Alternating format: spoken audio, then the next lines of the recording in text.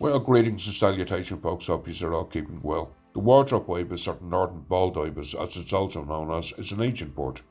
And for over 5,000 years, from the ancient Egyptians all the way to modern day Turkey, these birds have been intertwined within our culture and worshipped as part of different people's religious beliefs. The ancient Egyptians believed that the sacred ibis was the earthly representation of the god Thoth, and worshipped him. The god Thoth was supposed to preserve the country from plagues and serpents, among other things. These birds were often mummified and buried with the pharaohs. The ibis is an ancient bird with fossils going back at least 1.8 million years. In modern day Turkey, they are also depicted in the Christian religion.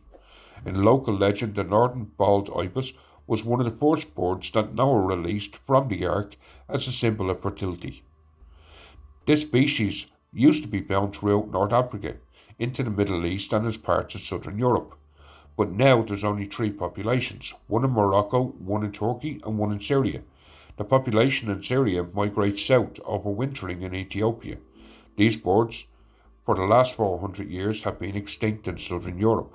But in 2018, they made a comeback, thanks to an ingenious plan from a German company. I've linked the article in the description. It's a great read. The Northern Bald Ibis prefer to live in flocks of anywhere from 3 to 30 mating pairs, and they live in a variety of habitats, including arid, semi-arid, and cliffs with steep slopes. This species builds a nest out of branches, and the males go and collect things like grass, straw, wool, rag, and other rubbish, which the female uses to line the nest. They usually lay between 2 and 4 eggs. The eggs are a bluish-white colour and small brown spots on them.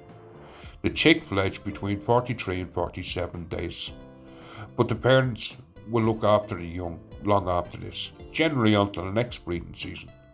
The adult birds don't usually start to breed until they're about 6 years old. The lifespan of the ibis is anywhere between 10 and 15 years in the wild and 20 to 25 years in captivity. But here's a fun fact for you. The oldest pair on record was a male who was 37 and a female who was 30. The Northern Bald Ibis is a very quiet bird and has a very low call. Let's listen.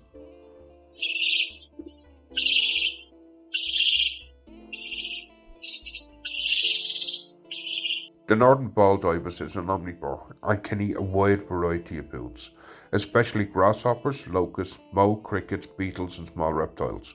They will also eat most other invertebrates and small vertebrates.